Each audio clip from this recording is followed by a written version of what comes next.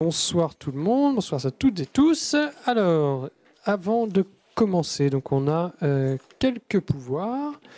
Donc un pouvoir, Anne Steyer qui donne pouvoir à Paul Bobille, Christian Fourmont qui donne pouvoir à Jean-Pierre Guéguin, Arnaud Dupuis qui donne pouvoir à Hubert Desblés, Yeroun qui me donne pouvoir, et Alain, tiens il n'est pas là Alain non plus, et ben qui donne pouvoir à Serge.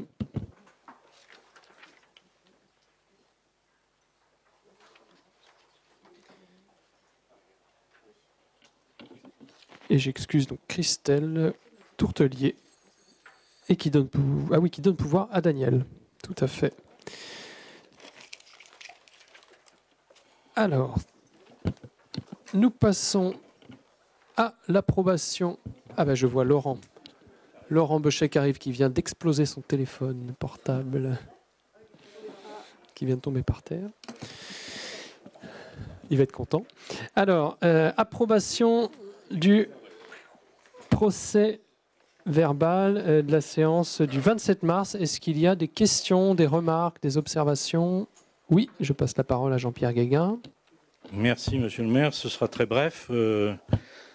Sur le premier point du procès verbal, il est écrit que le conseil municipal, après délibération, a approuvé à l'unanimité le procès verbal, etc., etc. Je suis désolé, mais je m'étais abstenu.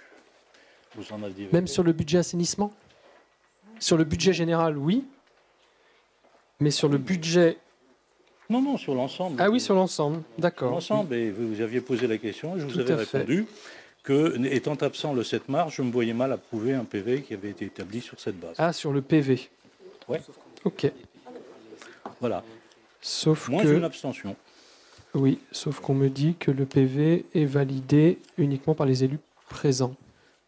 Oui, d'accord, mais enfin... Bon, et oui, mais il était là... je vois pas bien. Il était là au dernier conseil.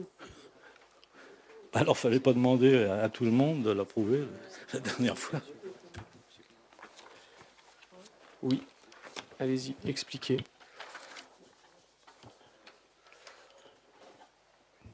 Oui, excusez-moi. Au conseil donc du coup du 7 mars, vous étiez absent. La raison pour laquelle vous vous êtes abstenu, quand on fait valider le procès verbal, on le fait valider aux élus présents sur le conseil du 7 mars. Donc on demandait aux conseillers du 7 mars de valider le PV du 7 mars puisque eux seuls étaient présents et ont pu entendre tous les débats qui sont produits le 7 mars. Alors il serait sans doute intéressant de marquer à l'unanimité des élus présents. Le 7 mars, tout à fait. Nous prenons note. Est-ce qu'il y a d'autres questions, d'autres remarques? Merci beaucoup. Donc, je considère que c'est adopté. Et nous passons à la délibération suivante sur le débat du PADD. Et on va laisser rapidement la parole à Anne-Gaëlle. Je pense qu'il va nous présenter tout ça et tu reprendras la parole sur la délibération. L'idée, c'est pas de revoir complètement le PADD, mais c'est quelques ajustements que va nous présenter Anne-Gaëlle, sur lesquels on pourra débattre et puis rééchanger, puisque on arrive, je dirais, à un moment de finalité du PLU, et là, on a besoin de mettre en conformité le PADD avec ce futur PLU, et donc il y a quelques changements qu'il faut faire. Anne-Gaëlle, je vous laisse la parole. Bonsoir à tous. Alors, vous avez affiché là le PADD qui a été débattu en septembre 2017. Enfin, ça, c'est une partie du PADD, c'est la cartographie qui avait été intégrée dans le PADD. En fait, les orientations générales ne bougent pas, mais seulement depuis 2017. Nous, on a travaillé sur le plan local d'urbanisme et du coup, on se rend compte que le PADD a besoin de certains ajustements. C'est ce que je suis venue vous présenter ce soir. Suite à cette présentation, comme on touche quand même à des éléments du PADD, même s'ils sont mineurs, même s'ils sont juste des ajustements, il faut redébattre en fait sur ce PADD pour pouvoir continuer sur la procédure de plan local d'urbanisme. Donc redébattre sur le PADD avant de pouvoir l'arrêter. Donc ça, c'est, comme je vous le disais, la cartographie qui apparaissait dans le PADD que vous avez débattu en 2017. C'est principalement sur ce document-là en fait qu'il y a des ajustements. Donc le premier ajustement, c'est la diminution d'un secteur à urbaniser. Donc en fait, au départ, quand on avait travaillé sur le PLU, l'idée c'était justement dans cette frange nord-est, au niveau de la ZAC, d'intégrer, de mettre en zone à urbaniser le périmètre de la ZAC et puis de l'étendre pour bien marquer que c'était une évolution possible de l'agglomération future. Lors d'une réunion des personnes publiques associées, la Chambre d'agriculture a demandé de revoir ce périmètre de zone à urbaniser en insistant bien sur le fait que les zones à urbaniser du PLU ne devaient correspondre qu'aux besoins de la commune pour les 10 prochaines années et pas plus. Donc c'est pour ça qu'il y a une partie de la zone qui est repartie, je dirais, en zone agricole, et donc on a mis en zone agricole au futur PLU. C'est pour ça que du coup, entre la cartographie de 2017 et celle d'aujourd'hui, on a une zone agricole en fait qui apparaît en plus sur le PADD. Ensuite, on a une petite modification aussi, un petit ajustement au niveau de l'agglomération sur un secteur qui était marqué en activité et qui potentiellement du coup pourrait muter vers de l'habitat.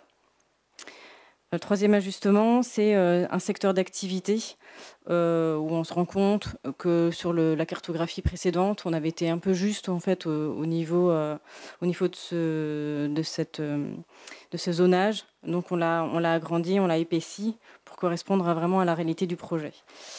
Et ensuite, l'entrée de ville, c'est que sur la cartographie de 2017 apparaissait en fait un fléchage sur la voie de contournement.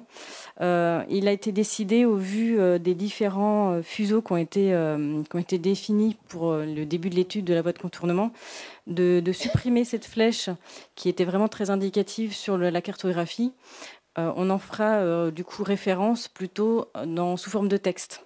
Voilà, dans le texte du PADD et non plus sur un fléchage où on a peur que si ça ne correspond pas vraiment à ce qui sera décidé ensuite pour la voie de contournement, que ça puisse être bloquant par la suite. Donc on préfère l'enlever de la cartographie et en parler juste dans le texte. Ah oui, pardon, l'entrée de ville, c'était ça. Sinon, l'entrée de ville, c'était rajouter en fait... Voilà, juste un carré. C'était se mettre en compatibilité avec le SCOT, en fait. Voilà, on avait un secteur qui était délimité pour le Super U, Monsieur Bricolage, etc.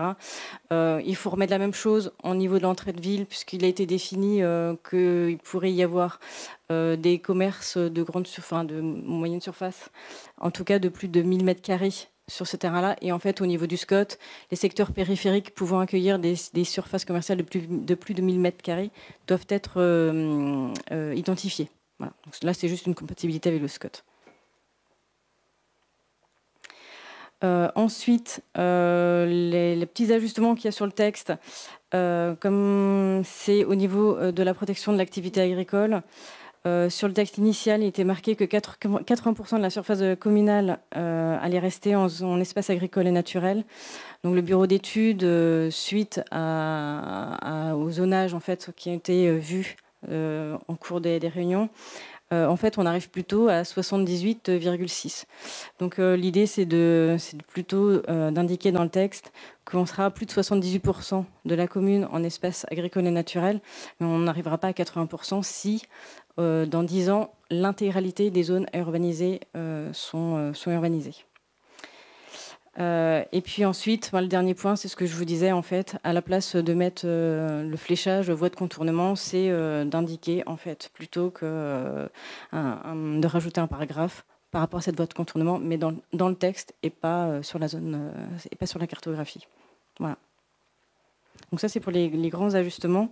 Après, je peux vous remettre... Est-ce que vous pouvez remettre la carte que je complète et donner quelques explications sur certains points? Voilà. Alors, sur la partie... donc ici, est-ce qu'il marche mon pointeur? Vous avez donc le terrain du Plessis-Beucher, hein, le terrain. Donc là, on a une petite zone d'activité, zone artisanale, et donc là, on a une grande réserve foncière de 7 hectares. On a décidé d'étendre un peu ici, non pas qu'on manquait de terrain, mais on est en train de réfléchir avec l'entreprise Agrial, la coopérative Agrial, qui ici a des vieux hangars de stockage, de pouvoir en fait les délocaliser ici. Donc ils ne souhaitent pas être au milieu d'une zone artisanale, puisque il y a des tracteurs qui ont besoin de venir pour déposer les céréales, ça fait de la poussière, ça fait des nuisances. Ils veulent être loin des habitations et ils ne veulent pas être au milieu non plus dans une petite zone d'activité. Donc on se donne cette possibilité-là, mais voilà. L'idée, c'est que si Agrial ne déménageait pas ou s'il décidait de ne pas reconstruire ces réserves, enfin ces stockages, enfin ces silos de stockage, on n'aille pas urbaniser ici. On a une réserve foncière ici.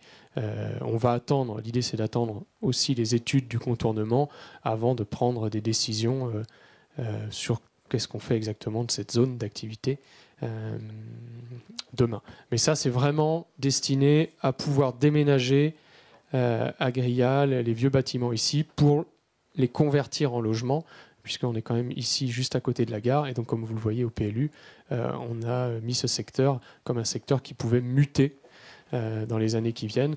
Et il y a des discussions bien avancées, donc on souhaite pouvoir favoriser ici. Donc voilà pour cette modification ici qui pourrait interpeller. La suppression de la flèche, c'est pour pas qu'on nous dise de toute façon vous avez décidé puisque vous avez mis dans votre PADD le tracé. Donc voilà, il y a des études qui sont en cours, donc on préfère rester neutre et mettre dans le texte. Et puis les études définiront où devra passer le futur tracé du contournement de Châteaubourg. Ici, Anne-Gaëlle en a parlé. Donc la CDAC a eu lieu.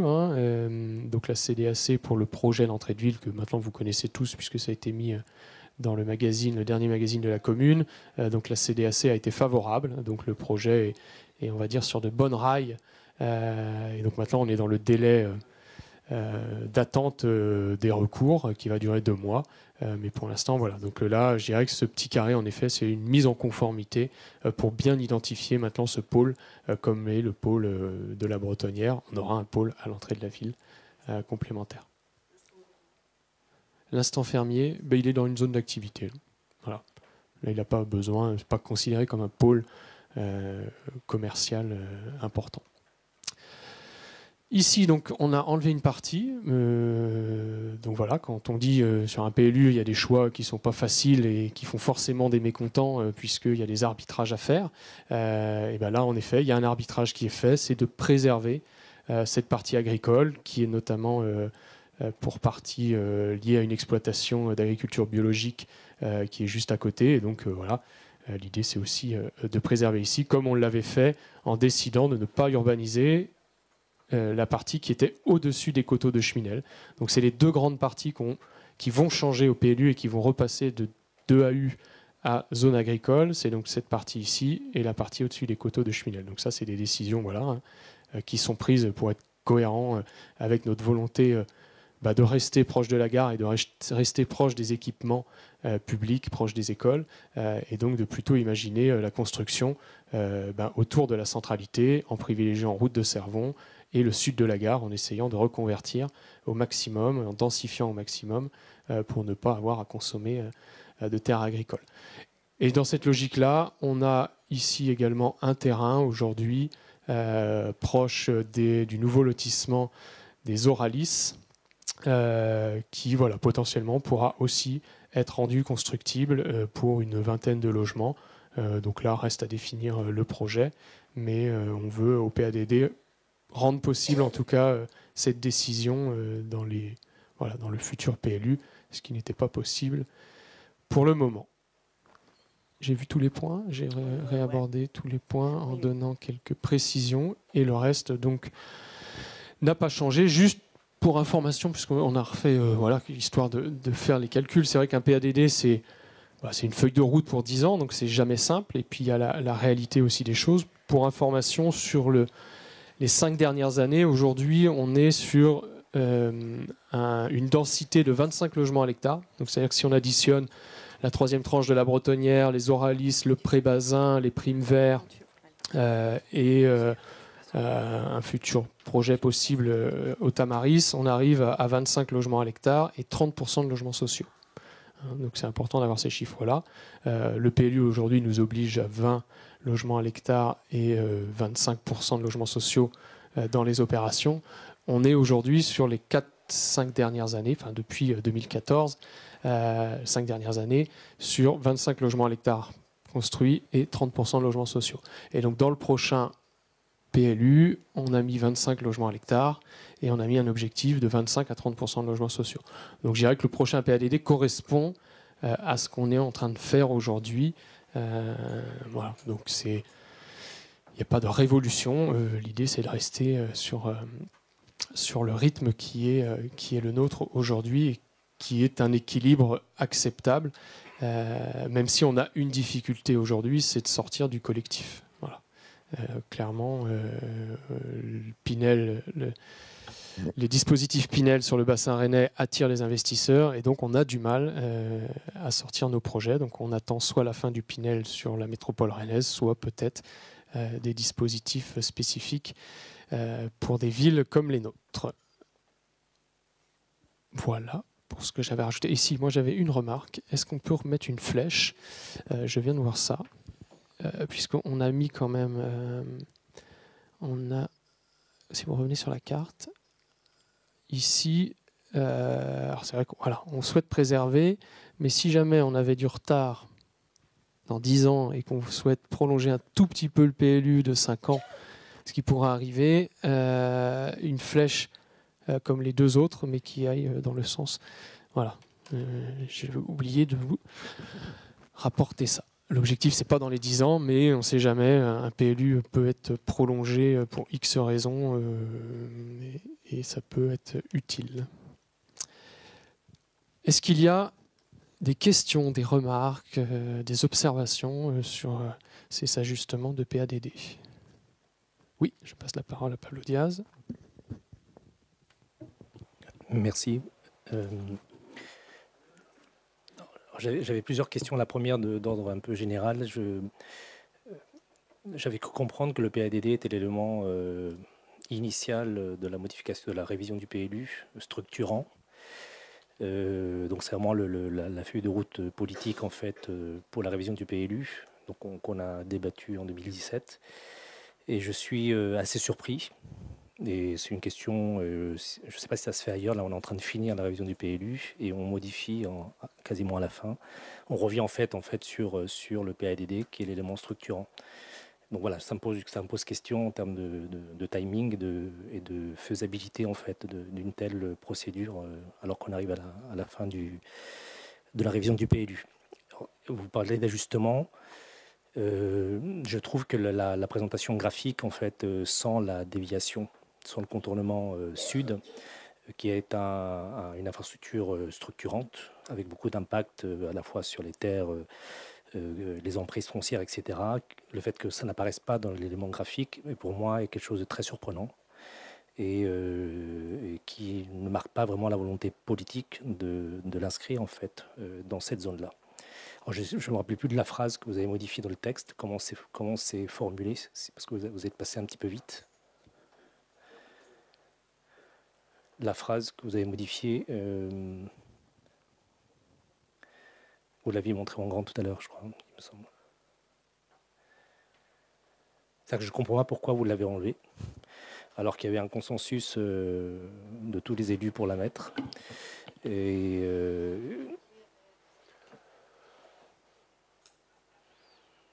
c'est-à-dire que là, vous dites même pas que c'est au sud.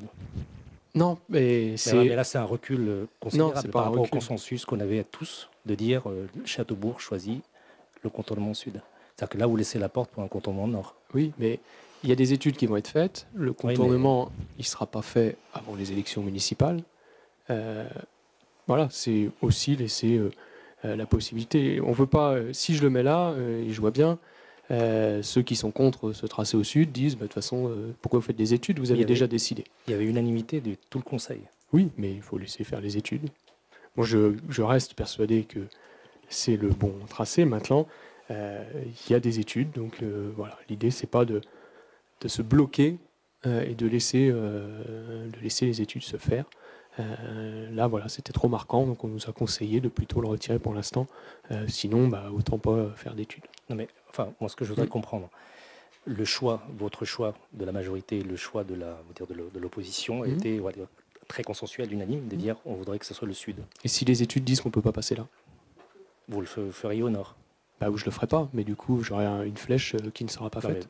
Au moins montrer en fait que la volonté politique, c'est de le faire passer au Sud. Et ça là, vous ouvrez, je vois bien qu'à un an avant les élections, vous voulez vous protéger un petit peu des contestations possibles. Mais pour une fois qu'il y avait unanimité, et là vous non, mais il y a aussi c'est vrai. Il y a aussi, est-ce que ça passe par Saint-Didier ou est-ce que ça passe par ce qui coupe? Donc là, la flèche, elle. Oui, mais au moins dans le texte, marquez le Sud. Là, vous laissez la porte ouverte à tout contournement, quel que soit le Sud ou Nord. C'est ça le problème. C'est que si dans le texte, il y avait marqué Sud par Saint-Didier, par Sainte-Belaine, voilà, mais là, c'est vous laissez la porte ouverte. Et si jamais, et c'est pas ce qu'on souhaite, puisque je rappelle que l'avis de la majorité, en effet, c'est plutôt de passer par le Sud, et aujourd'hui, plutôt pas par Saint-Didier, mais plutôt de rejoindre le rond-point vers Domanier, ça c'est notre avis politique, mais maintenant, si les études disent, écoutez, vous ne pouvez pas passer par là, ça veut dire qu'on se ferme tout autre projet possible. Bon, nous, on se laisse la possibilité d'y réfléchir si jamais on ne peut pas passer au Sud. Voilà. Donc c'est en effet laisser les études se faire. Mais j'entends. Mais c'est pas un ajustement. C'est très important. Enfin, c'est pas un ajustement simplement cosmétique. Enfin, c'est vraiment un choix politique que vous faites là. Je trouve moi que c'est reculé.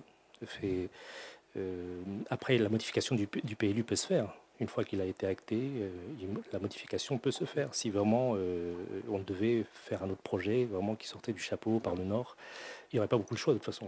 On peut rajouter dans la phrase en privilégiant le Sud si les études permettent, s'il y a une possibilité technique de passer. Voilà. En effet.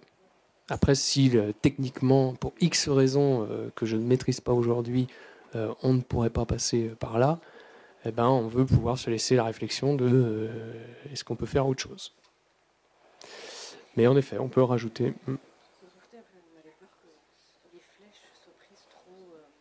Oui. L'idée, c'est aussi, c'est pour ça la flèche, on avait peur de se dire que la flèche, c'est comme si c'était le fuseau définitif, quoi, dans l'interprétation. Or, il y a deux possibilités. Mais ça, je peux tout à fait le comprendre. Donc, on peut rajouter dans le texte, en privilégiant le Sud, si les solutions techniques, on va trouver la formulation, mais si les contraintes naturelles, environnementales et techniques permettent de passer par le Sud. Et alors, je vais répondre à la première question. C'était quoi déjà? Parce que je vais l'oublier. C'était simplement sur le phasage. Discuter du PADD alors qu'on est en train de finir le. Voilà. Moi, je pense simplement toujours à la possibilité dans des dossiers de PLU, PADD de contentieux. Est-ce que ça s'est déjà fait ailleurs? Oui. On le fait en plein milieu. C'est des ajustements qui peuvent être faits à partir du moment où on ne change pas tous les grands principes d'urbanisation du PADD. Là, voilà, il y a des possibilités d'être fait. Oui, allez-y, vous pouvez. Sur le côté. Il faut appuyer 2 fois.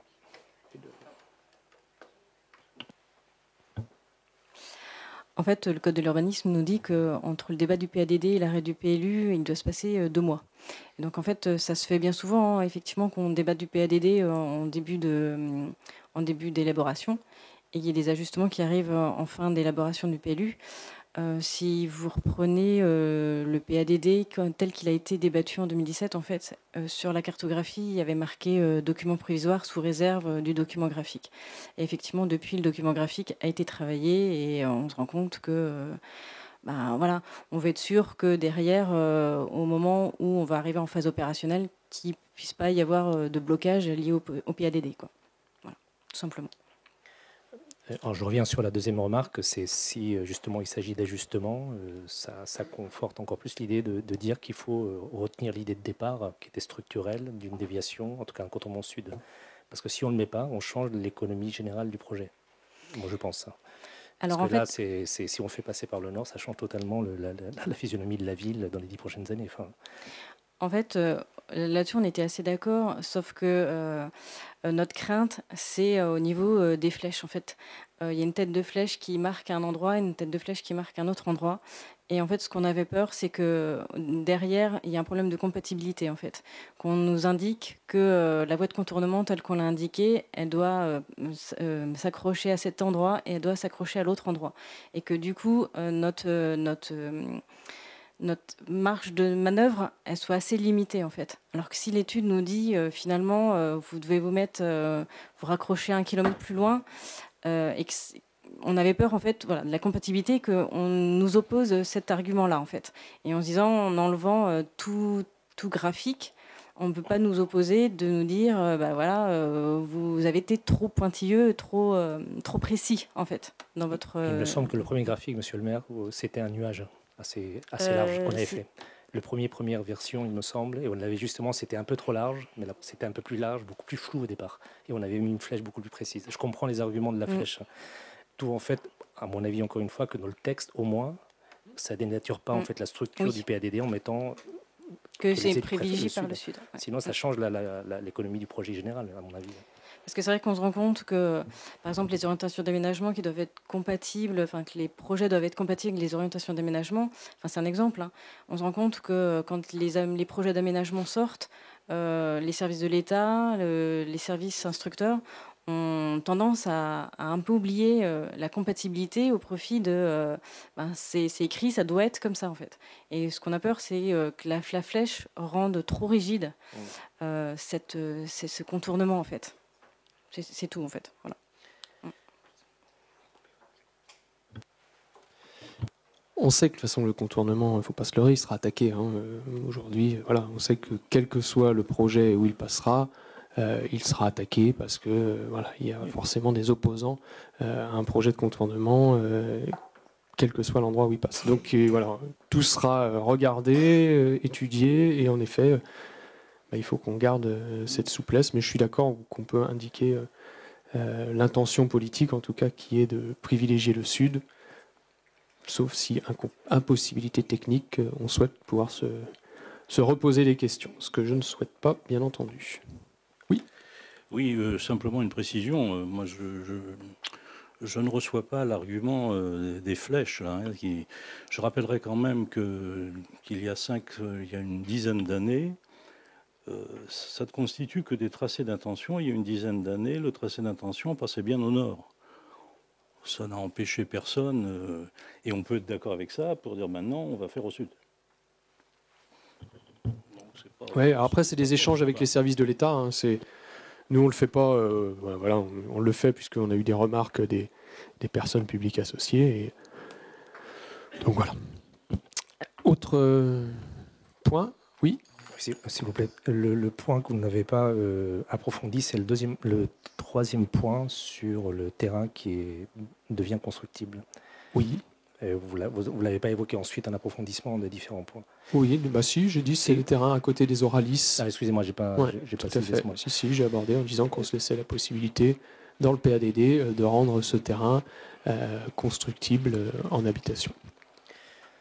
Bon, moi, c'est quelque chose, il y a eu débat là-dessus, par deux fois, une fois dans une sorte de commission mixte sur le PLU, où il y avait eu de manière assez unanime, en fait, une position de ne pas laisser la possibilité qu'il y ait de l'habitation. Et ensuite, en commission urbaine, deuxième fois, en comité plus restreint, où en tout cas, nous, on s'est abstenu pour dire qu'on n'était pas d'accord de le faire. Donc je vois que vous transformez le PADD pour ce projet très spécifique, pour un cas très particulier. Et moi, en tout cas, ça nous pose problème. D'une part parce que la première commission avait dit non, et là on est revenu là-dessus, donc je pense que la personne indiquée a fait le nécessaire pour convaincre la majorité. Mais surtout ensuite, c'est que là où on aura en fait un problème, c'est si quelqu'un d'autre à 100 mètres plus bas demande en fait à qu'on modifie également sa zone artisanale en constructible, et voilà, en entrée de la ville. Et je trouve que c'est un gros risque que vous prenez. Ce qu'on n'a pas mis aujourd'hui ici. Oui, mais le contentieux pourrait être là-dessus très rapide pour le faire.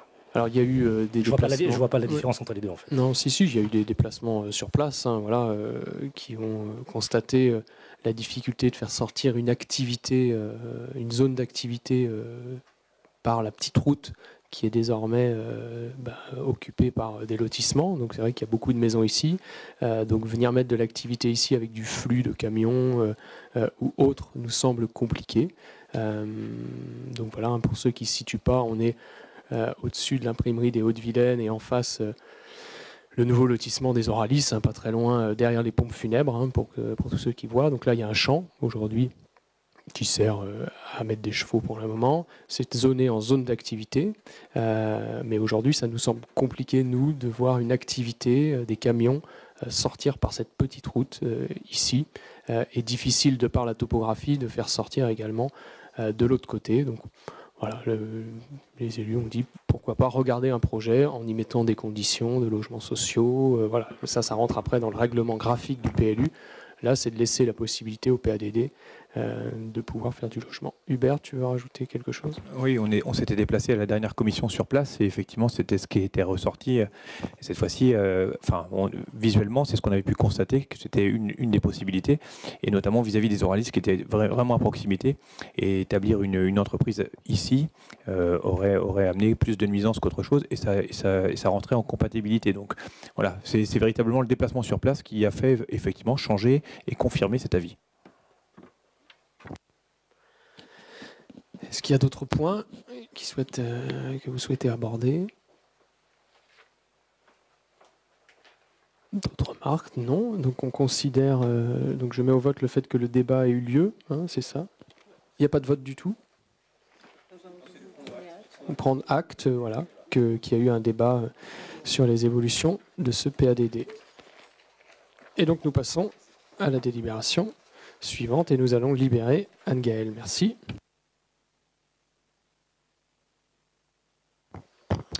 Oui, on va enchaîner avec les... Secrétaire de séance, pardon. Tout à fait. Qui ? Daniel, voilà. Et Hubert, tu peux y aller. Voilà, le temps qu'on récupère les DIA, et quelques DIA ce soir. Alors, on va juste retrouver. Donc la première, hein, DIA 2019-017, il s'agit d'un immeuble bâti, un appartement, un cadastré section 298A, numéro 1962, situé 2 rue du Grand Clos. Donc là, on a une superficie de parcelle de 2612 m², mais il s'agit d'un appartement. On va y aller, à côté du centre commercial, voilà, du Super U. Donc voilà, précisément l'endroit où est situé cet appartement. Donc là, pas de préemption sur cette DIA 2017, pardon. DIA 2019-018, il s'agit d'un immeuble non bâti, un terrain. Voilà, on va le retrouver, section cadastrée AH 496 et 498. Alors là, on se retrouve, alors c'est pas rue Monseigneur Millot, mais c'est 8 rue du Souvenir, en fait, hein, précisément. Donc, pour être plus précis, vous pouvez modifier, hein, c'est pas 7 et 3 rue Monseigneur Millot, mais c'est 8 rue du Souvenir. Donc là, pas de préemption. L'ADIA 2019-019, il s'agit d'un immeuble bâti, une maison cadastrée section AA 74, située 1 route de Rennes. Là, donc, on a une superficie de 1679 m². On se trouve, je ne sais pas si tout le monde voilà, visualise, on est en entrée de ville, hein, depuis la 4 voies. Donc, on n'a pas de préemption sur cette DIA. On passe à la DIA 2019-020. Il s'agit d'un immeuble bâti, une maison cadastrée section 298 AM 97 et 192, qui est située 34 rue des Ormes. On a une parcelle de 475 m². Donc là, pas de préemption sur cette maison. DIA 2019-021, il s'agit d'un immeuble bâti, une maison cadastrée section 298 AN 201, qui est située 8 avenue des Genêts, avec une parcelle de 750 m². On se trouve à proximité, en face du terrain de foot de Saint-Melaine, pas très loin. Donc pas de préemption sur cette DIA 21.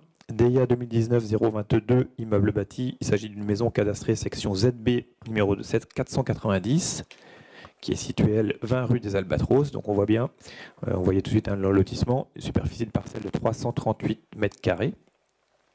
Donc pas de préemption. Et la dernière DIA, qui est la DIA 2019-023, il s'agit d'un immeuble bâti, une maison cadastrée section 298 AN numéro 218, qui se trouve 55 allée de la Forge. Et là, on a une superficie de 1046 mètres carrés. On est sur Saint-Melaine et pas de préemption également pour cette dernière DIA. Voilà. Pas d'observation, pas de questions. Je passe donc à la délibération suivante, la délibération numéro 80, toujours Hubert. Voilà, et il s'agit donc de la construction de la nouvelle gendarmerie et notamment les avenants. Alors juste un petit rappel, vu la délibération du 4 février 2015, celle du 6 juillet 2016, la délibération du 8 mars 2017 et notamment vu le montant des travaux initial global de 2 014 909,12 € hors taxe. Considérant le besoin donc de travaux supplémentaires liés à des demandes complémentaires pour le bon usage des locaux, simplification des circulations, les contrôles d'accès et autres, des demandes de travaux supplémentaires de la maîtrise d'œuvre, des demandes liées aux contrôleurs techniques et aux concessionnaires, au phasage des travaux, la complexité d'exécution, des demandes supplémentaires des futurs usagers et gendarmes. Et donc considérons qu'en raison des divers aléas de travaux supplémentaires, le délai initial est prolongé jusqu'au 5 avril 2019. Donc après avis favorable de la commission MAPA du 2 avril 2019 et suite à la présentation du sujet en commission travaux urbains du 9 avril, il est soumis au conseil municipal les avenants au marché des travaux ci-dessous. Je vais vous faire grâce de la lecture de l'ensemble de ces 13 lots qui font donc soit un avenant sur le montant, soit un avenant sur les délais. En tout état de cause, effectivement, on a un nouveau montant global des travaux qui est de 2 66 935,89 € hors taxe, ce qui représente un écart de 2,58% par rapport au montant initial. Donc il est proposé au conseil municipal de valider les prolongations de délai, de valider ces nouveaux montants de marché de travaux et le montant global des travaux, et d'autoriser monsieur le maire ou son représentant à signer tous les documents relatifs à ce dossier. Pour compléter sur la gendarmerie, donc ça se termine enfin. Voilà, donc là, on va être sur les dernières finitions des logements intérieurs pour ceux qui sont passés. Donc les enrobés sont faits, les plantations sont faites, les pelouses aussi semées. Donc voilà, on a 9 mois de retard, ce qui est pas normal, mais bon. Dans le contexte actuel, voilà, il est temps que ça se termine. Et donc finalement, les pénalités de retard qui seront appliquées devraient permettre de revenir au montant initial du projet, puisqu'on est de l'ordre de 60 000 € de pénalités liées au retard. À titre d'information, ce n'est pas ce qu'on vote ce soir, mais on débattra des pénalités qui doivent être appliquées ou pas aux entreprises en fonction de telle ou telle entreprise et des rapports qui nous seront faits. Est-ce qu'il y a des questions? Non, donc je mets au vote. Qui vote contre? Qui s'abstient? C'est donc adopté à l'unanimité. Merci. Revente du foncier, le PFB. C'est toi qui présentes, Hubert, puisque Arnaud est absent. Oui, je vais présenter donc effectivement sur l'ancien site Thalès, et notamment la revente de foncier par l'EPF de Bretagne du projet d'implantation de Sorelum.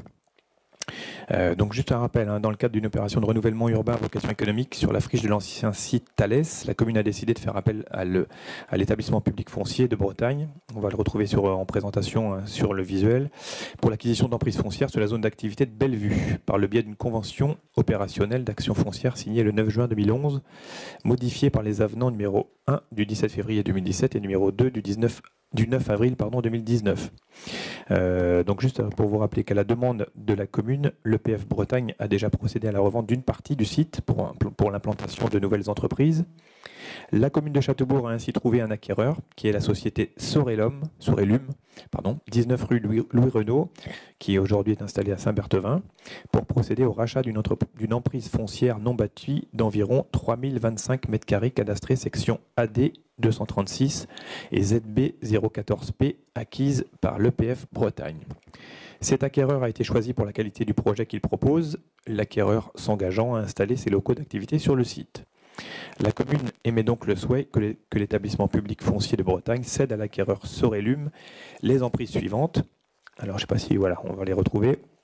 Avec le tableau qui était joint, effectivement, sur les parcelles ZB 14P ça représente 120 mètres carrés. On a la parcelle AD 236 qui, elle, représente 2905 mètres carrés environ, soit un total de 3025 mètres carrés environ. Donc je vous fais grâce des vues et des considérants, à l'exception près qu'effectivement, en rappelant que considérant que la commune souhaite l'implantation des locaux d'activité de la société Sorelum sur ce site, et considérant que la vente a été conclue sur la base de 60 000 € hors taxe. Hop. Donc une optimisation de l'espace visant à réduire la consommation de foncier, la recherche. Donc voilà, ça a été les considérants effectivement précédents, mais surtout considérant que la commune s'engage à faire respecter l'ensemble des critères sus-énoncés par l'acquéreur. Il est proposé au conseil municipal, après présentation en commission développement local du 8 avril 2019, de demander qu'il soit procédé à la revente par l'établissement public foncier de Bretagne à l'acquéreur Sorelum ou à toute société de partage foncier, SCI notamment, qui se substituerait de l'emprise suivante. Donc on retrouve le même tableau que celui qui a été présenté tout à l'heure.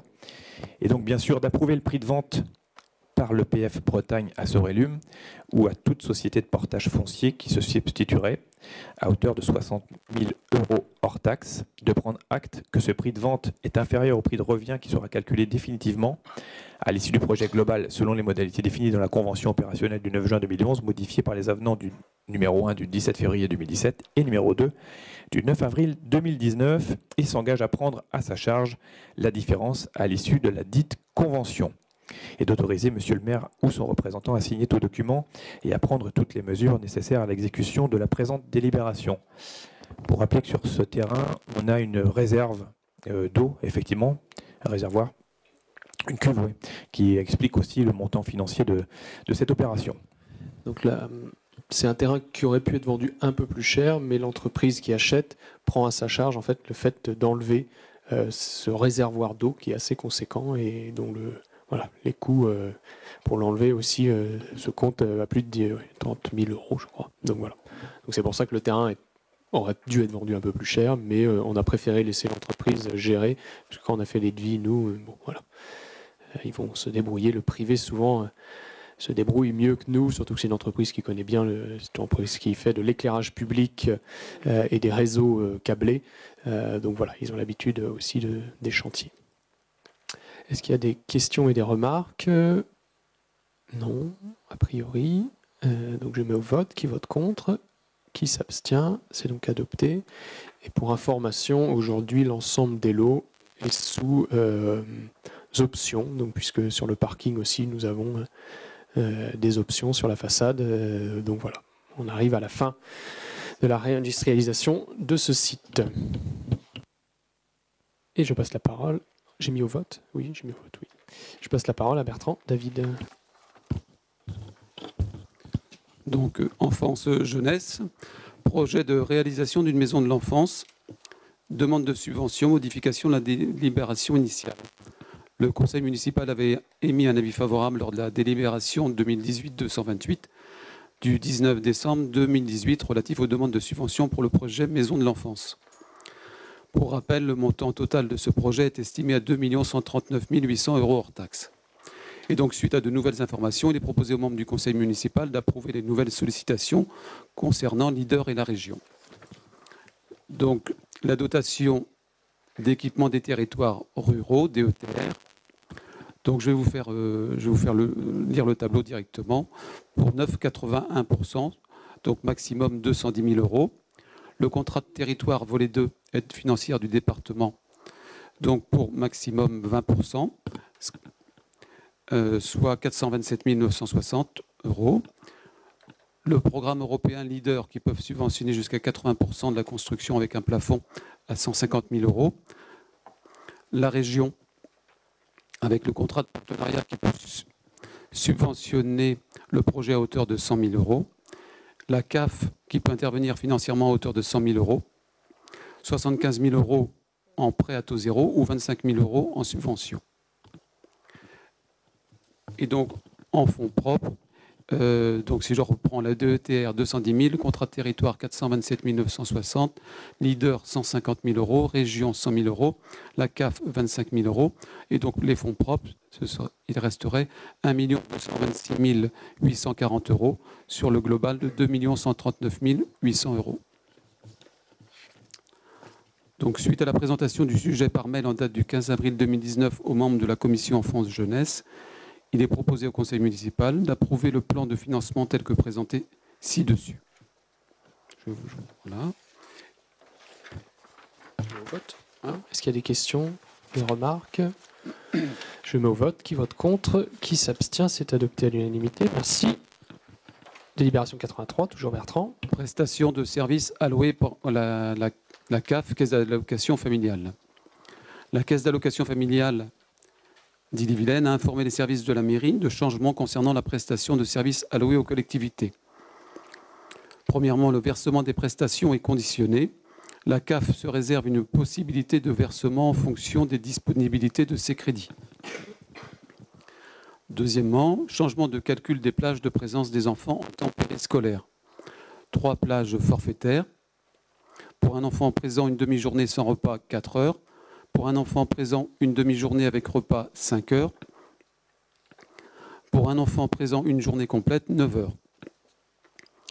Troisièmement, la mise en place d'une télédéclaration des données d'activité et financière. Donc, saisie des informations relatives aux accueils collectifs de mineurs en ligne.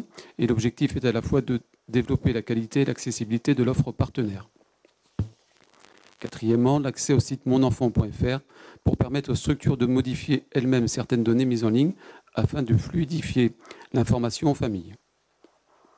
Donc, suite à la présentation du sujet en commission enfance-jeunesse en date du 4 avril 2019, il est proposé au conseil municipal d'approuver l'avenant expliqué ci-dessus et joint en annexe de la présente délibération. S'il y a des questions? Non, je mets au vote. Qui vote contre? Qui s'abstient? C'est adopté à l'unanimité. Merci. Délibération 84, toujours Bertrand. Accueil de loisirs plumes à domicile et la passerelle. Dans le cadre des activités de l'accueil de loisirs plumes, de la passerelle et de la domicile, il est nécessaire de fixer les tarifs des camps organisés durant les vacances d'été 2019. Ces camps seront encadrés par 2 animateurs pour 14 enfants. La commission enfance-jeunesse réunie le 4 avril 2019 s'est vue présenter le mode de calcul des tarifs en déduisant du coût global la part des salaires et en divisant le solde par le nombre potentiel d'enfants. Donc vous avez les tableaux des différents camps. Le mini-camp 6-8 ans au club nautique de Lancieux du 21 au 23 août. Je ne vais pas les détailler. Il y a donc optimiste et pêche à pied. Le mini-camp 8-10 ans camping Le Point de Vue à Guerre-les-Dents du 23 au 26 juillet 2019. Donc là, il y a canoë et escalade. Le camp à domicile, camping Le Point de Vue à Guerre-les-Dents du 6 au 12 juillet. Donc l'activité sera descente en rappel et VTT.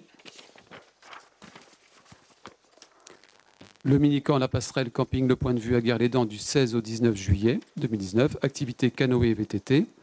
Et le mini-camp à domicile à Pinfo, l'île au Pi du 20 au 23 août 2019. Activité escapade verticale et canoë. L'île au Pi, je crois que c'est le pays de Redon. Si je ne me trompe pas. C'est moi.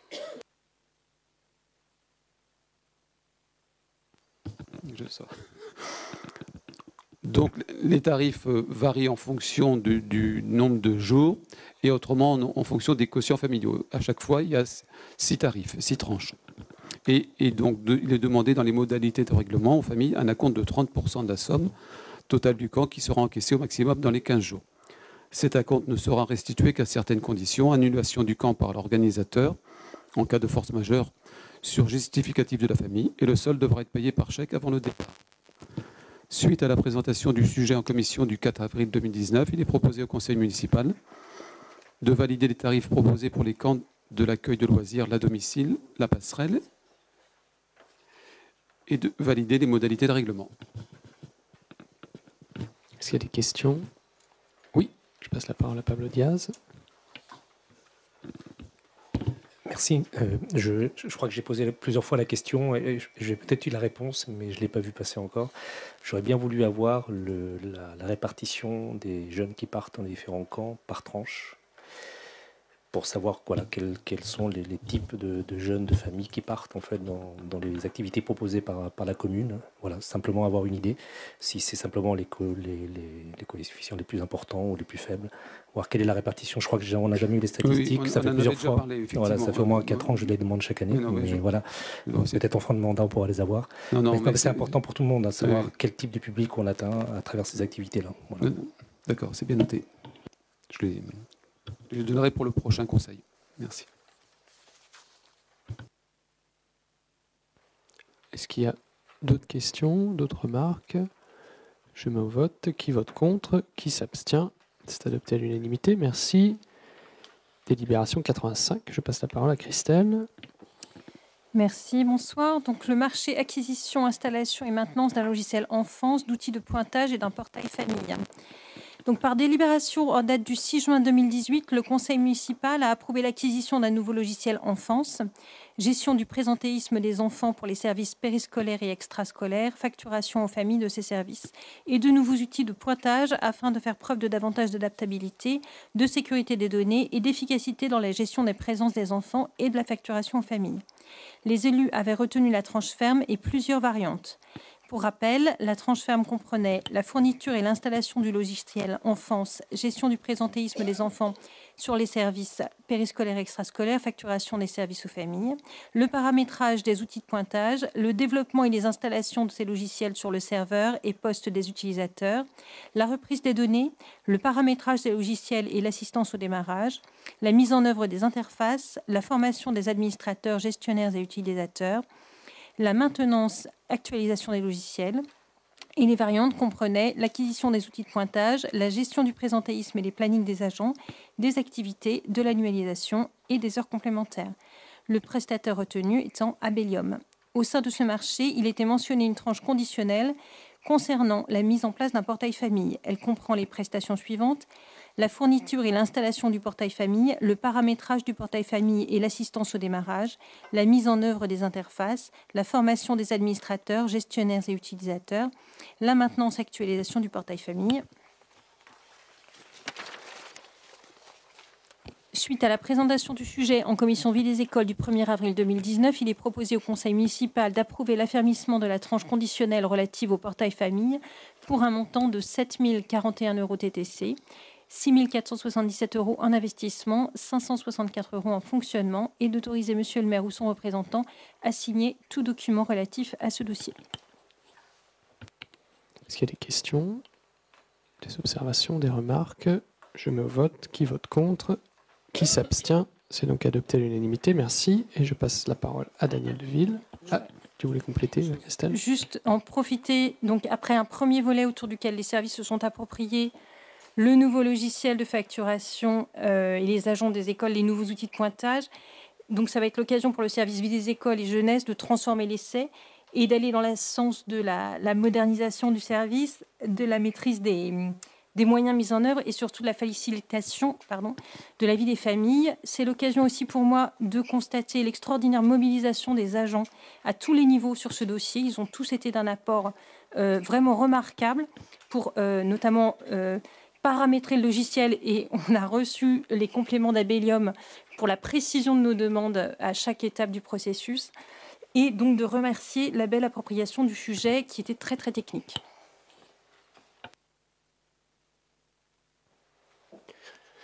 Merci beaucoup. Et en effet, pour être passé constater l'utilisation des tablettes, c'est un outil qui fonctionne plutôt bien.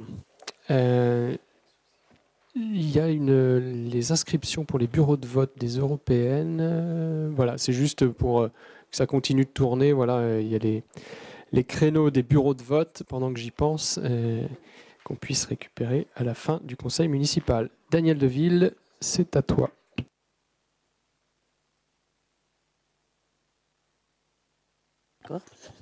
Association de BMX de Vitré.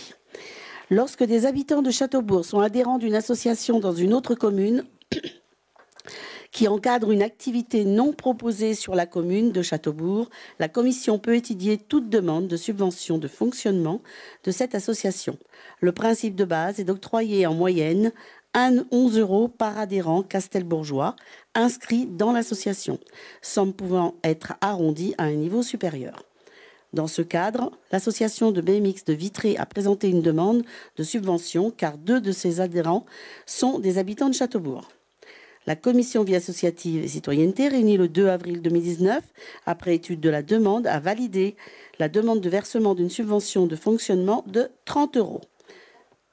30, on en fait 30, on a arrondi. On arrondit. 2 fois 11, ça fait 22. Parce qu'on a arrondi. On a arrondi au chiffre supérieur pour arrondir. Voilà. On se fait une moyenne. On m'a dit, elle n'a pas sorti.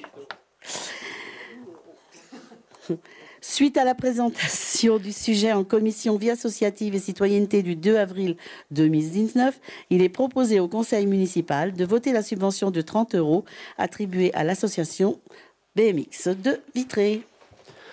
Est-ce qu'il y a des questions, des remarques? Donc je mets au vote. Qui vote contre, qui s'abstient, c'est adopté à l'unanimité. Merci. Délibération 87. Alors, l'UNC de Bron, Vilaine, Châteaubourg, Saint-Melaine, anciens combattants, sont réunis, comme vous le savez tous. L'association de l'UNC Bron, Vilaine, Châteaubourg, Saint-Melaine vient de se créer et émane de la fusion des 3 UNC présentes sur la commune auparavant. L'UNC a récemment déposé son dossier de demande de subvention pour cette année 2019. La commission vie associative et citoyenneté réunie le 2 avril 2019, après étude du dossier, a validé la demande de versement d'une subvention de fonctionnement de 950 €. Suite à la présentation du sujet en commission vie associative du 2 avril, il est proposé au conseil municipal de voter cette subvention. Est-ce qu'il y a des questions, des remarques? Je mets au vote. Qui vote contre, qui s'abstient, c'est adopté à l'unanimité. Je tenais à saluer dans la salle du conseil le président de la nouvelle association qui est là ce soir. Oui. Et on est très heureux de tout le travail qui a été fait pour rapprocher ces 3 associations et pour travailler en bonne intelligence pour qu'on continue à avoir une association d'anciens combattants dynamique. Et je vous donne bien sûr rendez-vous le 8 mai. Oui. Voilà, le planning, les horaires seront communiqués. Ça communique déjà. C'est déjà sur le site internet de la mairie. Mais donc je compte sur votre présence nombreuse.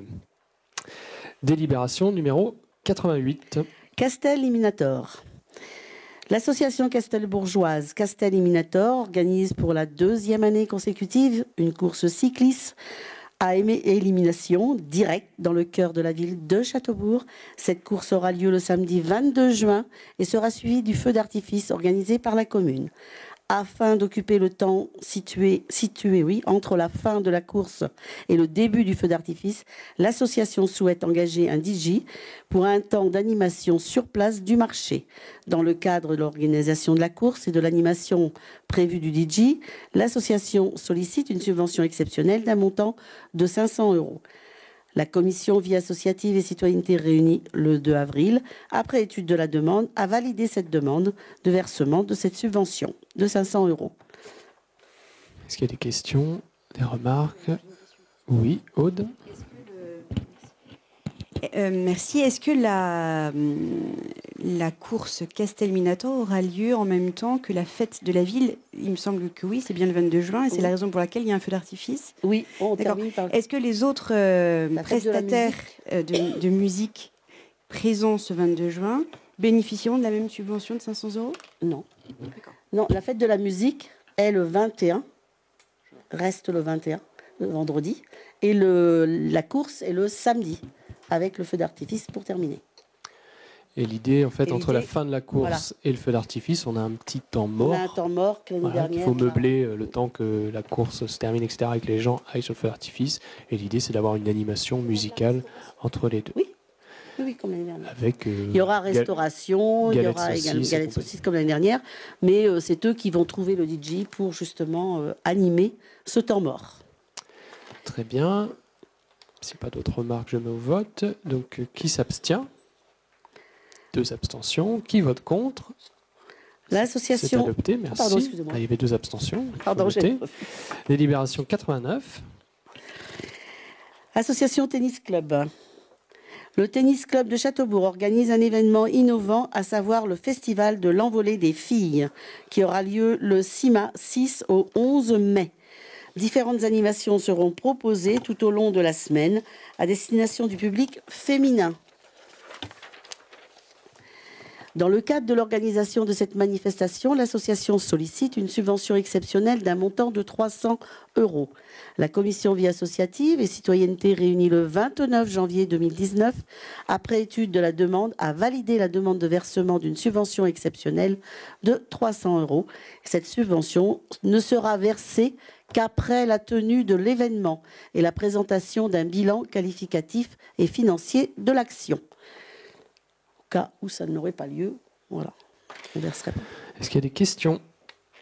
Oui, je passe la parole à Pablo Diaz. Oui, une question. Parmi les adhérents, combien sont des hommes et des femmes? Il y a plus d'hommes que de femmes? Il y a plus d'hommes que de femmes, oui, pour le moment, je pense. Donc il faut vraiment faire la promotion, c'est ça? Oui. D'accord. Parce que comme disait mon voisin, c'est de la discrimination. On fait une politique de discrimination positive. Ah oui.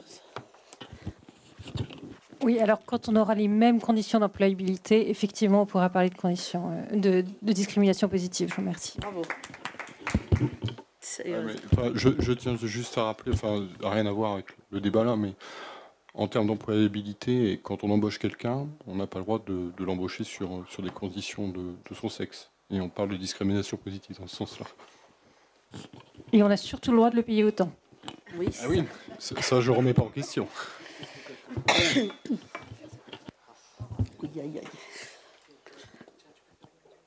Oui.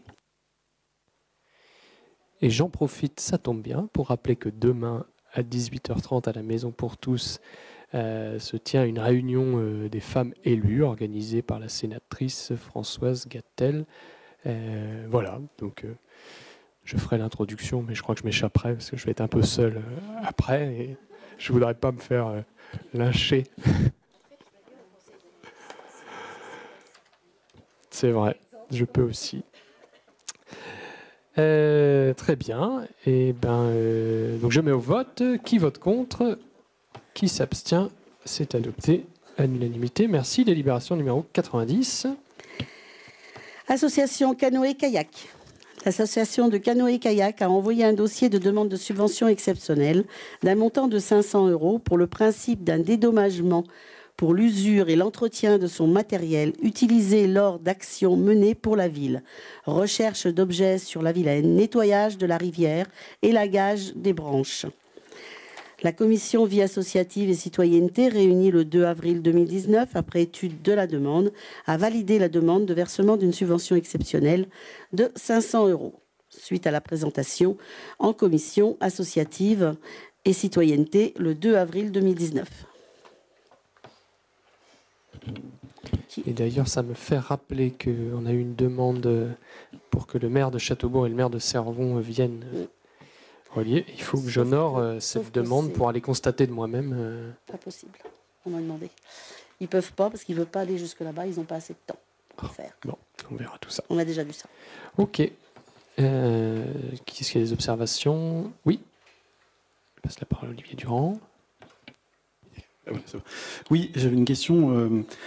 Est-ce qu'il ne serait pas envisageable pour les années suivantes que chaque action fasse l'objet d'une subvention?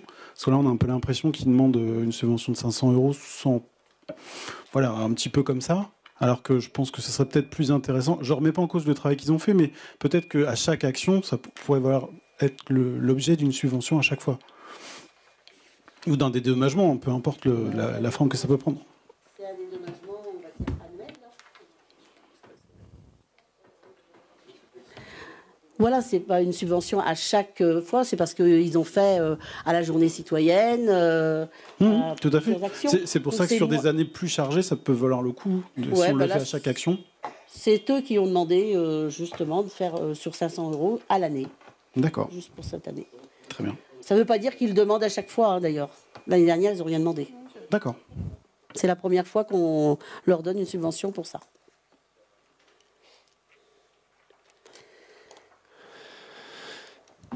Mais on peut, voilà, la commission peut travailler sur différents sujets. J'ai pas de souci avec ça. Non, non plus. Est-ce qu'il y a des questions, des remarques? Je mets au vote. Qui vote contre? Qui s'abstient? C'est donc adopté à l'unanimité. Ah oui, une abstention. Amandine se retire du vote. Ah oui. Alors, c'est vrai qu'on peut l'étudier, hein, mais en même temps, c'est l'association qui nous demande cette subvention. Hein, on est bien d'accord. Délibération numéro 91. Association Étoile Cinéma. Le 29 juin 2019, pour les 10 ans du nouveau cinéma, l'association propose à la population un cinéma en plein air. Le coût de cette action est estimé à 2020 €. Dans le cadre de l'organisation de cette manifestation, l'association sollicite une subvention exceptionnelle d'un montant de 1 000 €. La commission vie associative et citoyenneté réunie le 29 janvier 2019, après étude de la demande, a validé la demande de versement d'une subvention exceptionnelle de 1 000 €. Cette subvention ne sera versée qu'après la tenue de l'événement et la présentation d'un bilan qualificatif et financier de l'action, comme les autres d'ailleurs. Est-ce qu'il y a des questions, des remarques? Je mets au vote. Qui vote contre? Qui s'abstient? C'est adopté à l'unanimité. Merci. Délibération 92. Toujours association Étoile Cinéma. Le 16 mars 2019, l'Étoile Cinéma a accueilli à la salle La Clé des Champs l'association Ciné 35. Les associations devant participer aux frais de fonctionnement de la salle pour toute manifestation, l'association sollicite une subvention de 200 € afin de couvrir en partie les frais.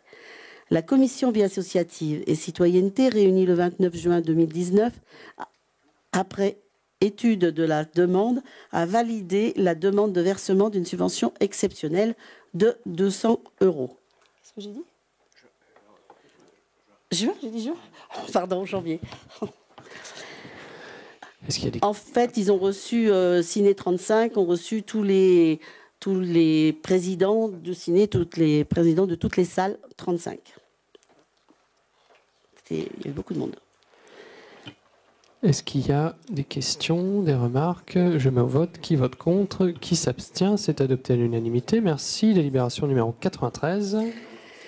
Société protectrice des animaux, la SPA. Des habitants de Châteaubourg ont alerté la police municipale de l'invasion récurrente de chats sauvages sur la commune. Afin de remédier à ce problème, il a été décidé de faire appel à la Société protectrice des animaux qui a les moyens techniques et humains pour procéder à des captures. La SPA a proposé à la mairie la signature d'une convention d'intervention. Cette convention prévoit le versement par la mairie d'une subvention exceptionnelle de 600 € pour la capture et la stérilisation de 15 chats sauvages en 2019. La commission vie associative et citoyenneté réunie le 2 avril 2019, après étude de la demande, a validé cette demande. Une question, Aude? Merci. Nous sommes à peu près autant ennuyés par les chats sauvages que par les chiens errants. Oui, tout à fait. J'ai une question. Quelle est la raison pour laquelle, dans cette convention, ne traite-t-on pas les chiens, s'il vous plaît? Alors, pour le moment, les chiens... C'est pas le même. C'est pas la même problématique. Chose. Non, alors attends. Parce que tu stérilises pas les chiens comme les chats. Non. Écoute, c'est ça. Je n'ai pas tous les détails. En fait, le chat reste sauvage quand même après, mais il est stérilisé et ne reproduit pas. Alors que le chien, c'est un peu la fourrière, enfin je crois un truc comme ça, et qu'il faudrait qu'on paie, et qui est quand même très cher. Qui est de l'ordre de... Ah ben on va y revenir de toute façon, parce que c'est pas la première fois. Oui, moi, je suis d'accord avec... En tant qu'astreinte régulièrement, nous avons des chiens errants et c'est problématique. Tous les week-ends en ce moment, exactement. Donc moi j'ai peur des chiens, je les attrape pas. Des gros chiens en plus. On a un sujet, mais c'est pas un sujet de stérilisation, c'est un sujet d'errance et d'attrapage de chiens. Donc c'est pas la même convention et c'est pas les mêmes choses. Non. Et maintenant, la SPA ne les attrape pas parce qu'il faut qu'on passe une convention avec eux. Même pas. Même pas? Mais si, il faut faire quelque chose. C'est le chenil de béton. Ah, ouais, on en reparlera après. Oui, d'accord. Bon, ben voilà. En tout cas, pour les chats, pour cette fois, c'est ce qu'ils nous ont seulement demandé pour les 15 chats, c'est 600 €. Est-ce qu'il y a des questions autres? Ah oui, ça va les attraper, les chats. Est-ce qu'il y a des questions, des remarques? Je mets au vote. Qui vote contre? Qui s'abstient? Et c'est presque tous les ans. C'est adopté à l'unanimité. Merci. Et nous en avons fini avec cet ordre du jour qui se termine par les chats. Quelques événements à annoncer, s'il vous plaît. Votre attention encore un petit peu. Donc ne pas oublier la kermesse et les 60 ans de l'école de Saint-Melaine dimanche, pour ceux qui souhaitent aller y faire un tour. On a aussi samedi le concours de tir à l'arc et un tournoi de rugby, pour ceux que ça intéresse, et les plateaux chansons de 16h à 18h dimanche au niveau de l'ancien presbytère. Le 8 mai, j'en ai parlé et j'espère ne rien oublier pour l'instant. Je pense qu'on aura un autre conseil avant le prochain événement. Est-ce que quelqu'un souhaite... Oui, je passe la parole à Olivier Durand. Oui, la presse nous a appris au début du mois qu'il y avait quelques tensions avec le club de tennis de table. Donc je voulais savoir où ça en était des discussions avec Monsieur Juel. Nous devons le rencontrer prochainement. Voilà, il nous a fait un mail, donc on va le rencontrer. Voilà, des petits soucis de créneau entre les clubs, donc ils ont été déménagés à l'envolée. Ils se plaignent d'un problème de température l'hiver que nous connaissons et que d'autres clubs ont connu il y a quelques années. Je pense d'ailleurs au club de volley qui l'année dernière, les enfants étaient déjà dans cette salle là. Donc c'est vrai que sur quelques semaines, on sait qu'il y a une problématique de température. Donc nous allons échanger avec eux, se rencontrer et puis voir ce qu'ils souhaitent faire du club de tennis de table. Non, ils ont été déménagés de l'envolée à la Halle Fayel, tout à fait, avec leur accord, bien sûr. Ah si, bah, bien sûr, ils ont eu leur accord puisque... Si, on a eu leur accord. Si, bien sûr. Si. Après bien des discussions, on a eu leur accord. J'ai été obligée de trancher, je n'avais pas le choix. Parce qu'ils ne voulaient pas... il y avait une demi-heure de battement avec le BAD et le tennis de table. Soit changer de jour d'entraînement, soit changer de jour de match, soit aller à la Halle Fayel. Ils ont choisi la Halle Fayel, voilà. Donc il fallait trancher, bah, on a tranché. Voilà. Donc on a quand même fait des frais dans cette salle. Et donc, voilà. L'éclairage a été revu, donc voilà. Mais on aura une discussion avec eux prochainement. Mais c'est en cours de... Voilà, on va discuter avec eux.